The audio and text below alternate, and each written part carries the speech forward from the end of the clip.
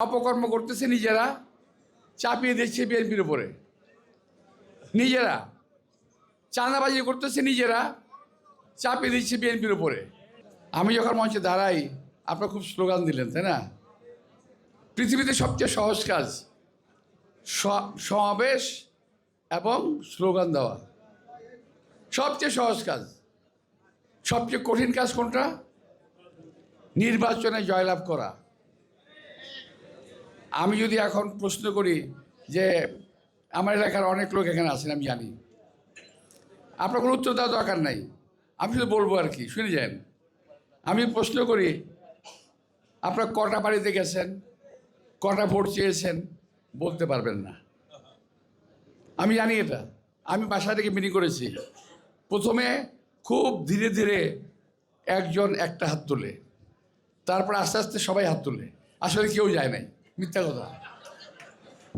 তো ভাই, আমরা তো রাজনীতি করে বড় হয়েছি, বহু নির্বাচন করেছি, আমরা জানি। তবে হ্যাঁ, 17-18 বছরের নির্বাচনের কোনো প্র্যাকটিস আমাদের নাই, ফলে এটা হতেই পারে। তা আমি বলবো যে আপনারা দয়া করে যে যেখানে আছেন, যে এলাকায় আছেন, দয়া করে আগের মতো হয়তো পারবেন না, কি যতটুকু পারা যায়। বিশেষ করে আমার এলাকাতে অ্যাপার্টমেন্টের সংখ্যা এত বেশি যে ডোর টু ডোর যাওয়া খুব মুশকিল। কিন্তু তারপরও আমাদের জনবল এত বেশি আছে, ইনশাআল্লাহ আমরা যদি চেষ্টা করি সবাই ডোর টু ডোর যেতে পারবো।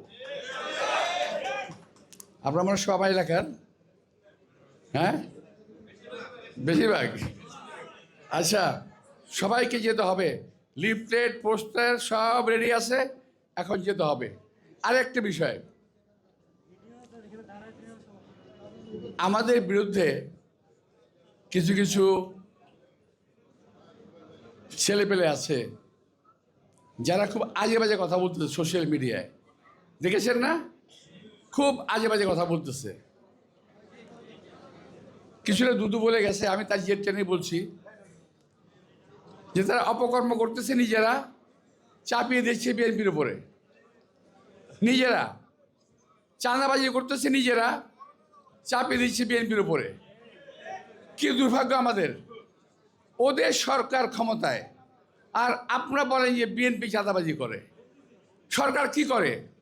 বিএনপির হাতে যে ক্ষমতা ছিল, সেই ক্ষমতা দিয়ে এ পর্যন্ত প্রায় 6,000 কর্মীকে বহিষ্কার করা হয়েছে। আমি জানতে চাই, কয়জন চাঁদাবাজকে এই সরকার গ্রেপ্তার করেছে?